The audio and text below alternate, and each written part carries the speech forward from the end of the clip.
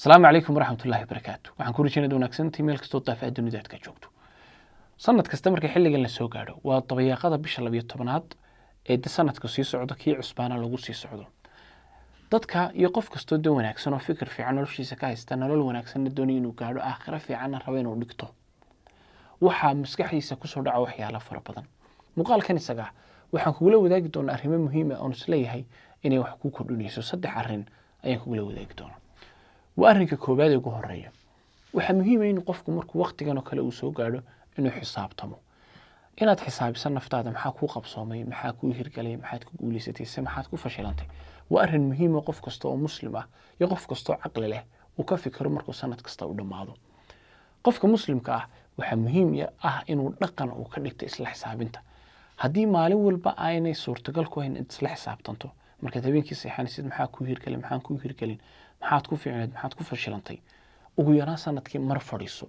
markaasina ha noqdo sanadka dabayaaqadiisa sidaa jadwalka u fur kalendarkii maalmihii aad soo dhaaftay eeg maxaa wanaag ku hirgalay si aad ilaahay ugu mahadnaqtid maxaa xumaan ka dhacay maxaad ku fashilantay si aad dib ugu celiso ama aad dib u hagaajiso isla xisaabtan kuwa dhaqan muhiim ah qofka muslimka inuu ku darsado noloshiisa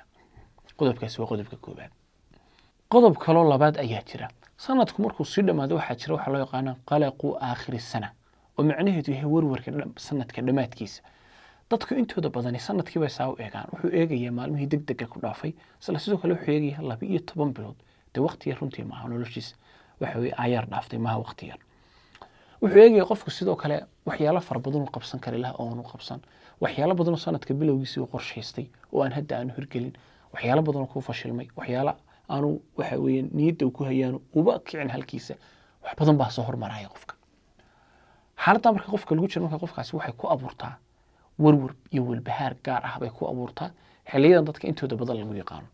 arrintaasina runtii si markaad u eegto ma xuma waa mu'ashir iyo tilmaan sheegaysa inaad weli tahay qof nool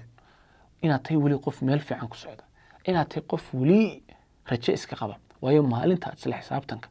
iyo in waqtigii ku soo dhaafay aad ka daba tagta maalinta aad xisaabtaada aad ka tirtirto maalintaas ay dhimashadaada dhab tahay ay runtii ku bilaabantay sida ugu hadii warwarka aad dareento waxa muhiim ah inaad ula dhaqanto sida wanaagsan oo ah inaad fadhiisato waxa wanaagsan inta badan inuu qofku kaliya u fadhiisto masaajid iska gal gurigaaga maqsin isku soo xidh cafeteria fog tag buugi qalin soo qaado maxaa wanaag ku qabsoomay liisku qoro maxaa xumaan ka dhacay liisku qoro wixii xumaan ka toobadkeen rabbigaana weydiisay inuu ka dambi dhaafo wixii wanaag ilaahay ku mahadnaqay inuu ku kordhiyo wixii himilo iyo didiilo dheer kugu jirana ilaahay weydiiso inuu ku suurto geliyo inaad meel ku qorataana waxyaalaha muhiimka ah weey marka warwarkaasi waa inuu kugu riixaa talaabada ku xigta oo ah inaad aad wax isla xisaabtanto ninaan saaxiibnay ayaa maalin dhaweytoolay meel baan wada fadhinaa dabeedna wuxuu ii sheegay sanadkan dhameeytalo maxay noo hirgalay dabcan inta badan aan ka sheekaysanaa sanadku markuu dhamaado maxaa qof walba u hirgalay dabeedna wuxuu ii sheegay in wax ii hirgalay ba yaraatay ma jirto dabeedna aniga u tiriyay maadaama si gaar ah isu garanayno kaasmiyana ku hirgalin kaasmiyana ku hirgalin waxa jira guulo yar yar oo inta badan aanu qofku qoran laakiin hadii uu meel uu ku qorto guulo waaweyn dabcan u noqonayo sanad kasta markuu dhameystirana hadii uu akhristo wax badan ay kordhaya guulaha yaryar iyo diiwaangelintooda waxa ka caawinaya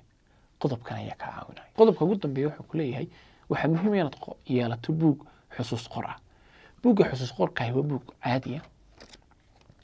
buuggaasi noqdo buug weyn yar almuhiim habeen walba intaad seexanaysid ka gaarsii ama subaxii markaad soo toosto maxaa ku hirgalay shalay toole ama maanta maxaa ka xumaaday maxaa ku warwargeliyay maxaad ku faraxday waxaad ku faraxday sababta keentay maxay ahayd arrimaha noocaas oo kale ah inuu qofku meel ku qorto waa muhiim waxay muhiim tahay waa koow dhinac waa isla xisaabtankii bay ka tahay oo dawad isla xisaabtamisa maxaa ku hirgalay maxaa ku hirgalay waa laba waxa jira guulo yar yar oo fara badan qofku uu gaadho hase hatee hadii aanu diiwaan gelin uu ilaa buugaad akhriday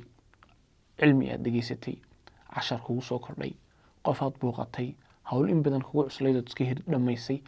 guulaha yar yar ee inta badan qofku aanu xaflad u dhigan aanu inta badan baraha bulshada aanu ku soo bandhigin guulaha yar yar aad bay fara badan yihiin